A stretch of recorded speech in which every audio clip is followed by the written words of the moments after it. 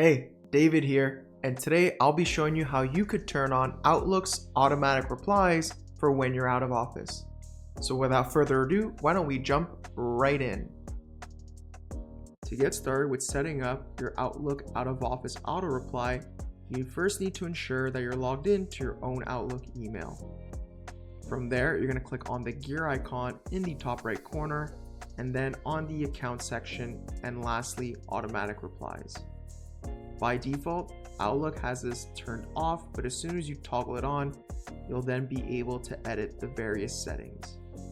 It's important to note that if you enter a message right away and click on save, that this will remain on until you choose to turn it off. So more likely than not, you're going to want to select the checkbox here that allows you to specify a specific time period in which it's active.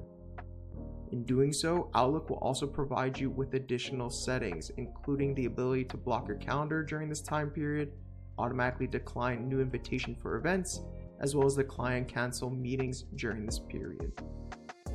You also might notice that there are two text boxes present on this form, and that is because Outlook allows you to customize your reply depending on where the email is coming from, either within or outside your organization.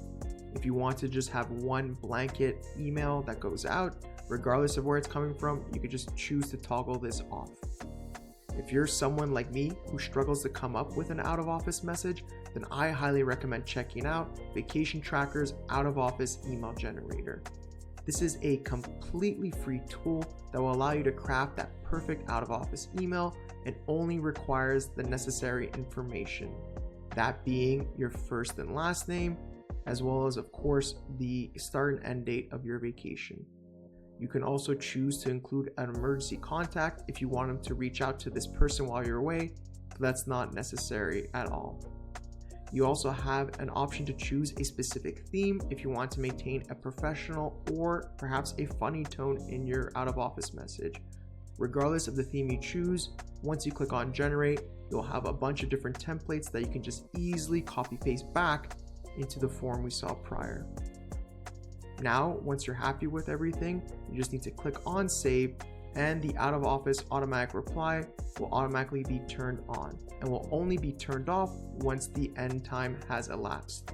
You can also choose to manually overwrite this by clicking on turn off in the top right corner here. And now the only thing left for you is to pack your bags for your vacation.